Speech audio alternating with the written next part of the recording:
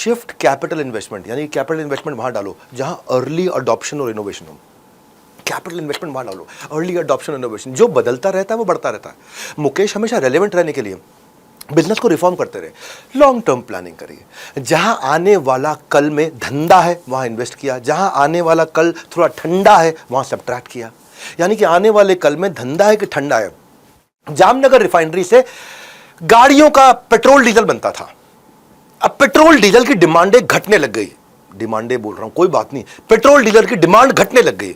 2019 तक आते आते इनको समझ में आ गया कि ऑटोमोटिव मार्केट थोड़ी स्टैग्नेंट हो जाएगी, क्योंकि अब डीजल की गाड़ियां घटने लग गई हैं। मारुति सुजुकी ने डीजल की गाड़ियां बनानी बंद कर दी हैं। सबको एनवायरमेंट फ्रेंडली फ्यूल चाहिए, electric vehicle, CNG car, renewable energy, LNG, hydrogen.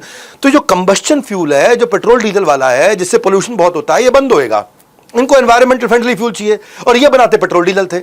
तो ये क्या करेंगे, अपने शिफ्ट करेंगे अपने कैपिटल को अर्ली अडॉप्शन पे। मुकेश ने डिसाइड किया कि अपने बिजनेस मॉडल को चेंज करता हूं, डाइवेस्ट करो वीक लिंक को, इन्वेस्ट करो ग्रोथ किंग में। इनका ग्रोथ किंग क्या था, स्टडी किया इन्होंने कि मैं क्रूड से क्या बना सकता हूं। इनको समझ में आया, छोड़ petrol diesel, cancel petrol diesel. क्यों?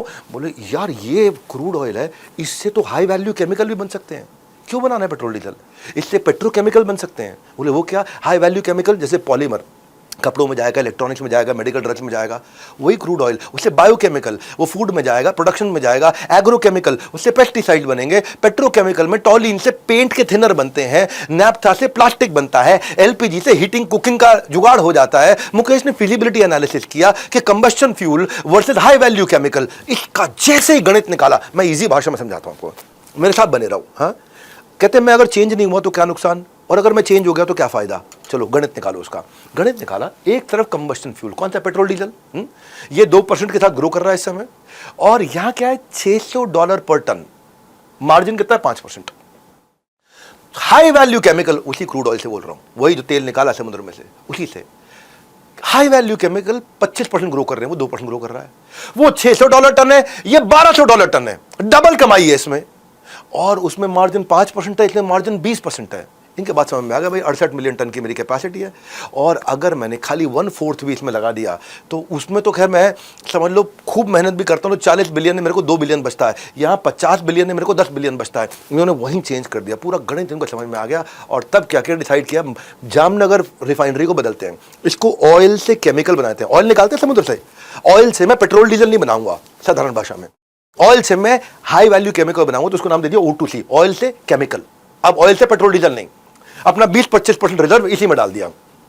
हाँ, हवाई जहाज का पेट्रोल बनाते रहे, जिसको बोलते हैं एविएशन टरबाइन फ्यूल, क्योंकि हवाई जहाज जो है ना वो सीएनजी पे नहीं उड़ता, वो ईवी पे नहीं उड़ता, हवाई जहाज तो भी जेट फ्यूल पे उड़ेगा, तो वो बनाते रहे अपना, कह रहे उसको चलने दो, उसमें कोई समस्या नहीं है। और इससे क्या किया, अब इनको पैसे चाहिए थे, $10 बिलियन फिर इकट्ठा कर लाए बाजार से, अपने शेयर थोड़े डाइल्यूट किए, कुछ स्टेक विदेश में दिए अपने, और इंटरनेशनल बिजनेस में जो है जहां जहां इनका पैसा लगा हुआ था वहां से निकाल करके लेके आए, और सारा पैसा डाल दिया उन्होंने ऑयल टू केमिकल के अंदर। ऑयल टू केमिकल मतलब सिर्फ क्रूड से निकाल करके केमिकल बनाऊंगा, हाई वैल्यू केमिकल, जिससे मेरी कमाई ज्यादा है, और इसकी मैं आईपी कर देता हूं, और जैसे ही इंटेलेक्चुअल प्रॉपर्टी बनाई, एक्सक्लूसिव मैन्युफैक्चरर हो गए। अब पूरे देश में ये नंबर 1 नहीं, दी ओनली 1, सबके बाप हैं। हाँ, और उसके बाद क्या हुआ, बनाते बनाते 1 मिलियन टन से 14 मिलियन टन एनुअली आ गए, इंडिया के नंबर 1 एक्सपोर्टर बन गए विदेश में, भारत से एकमात्र सबसे बड़े एक्सपोर्टर, और 14 मिलियन टन से $16 बिलियन इन्होंने बना लिया। $10 बिलियन के शेयर बेचे थे, $16 बिलियन कमा लिया 2 साल के अंदर।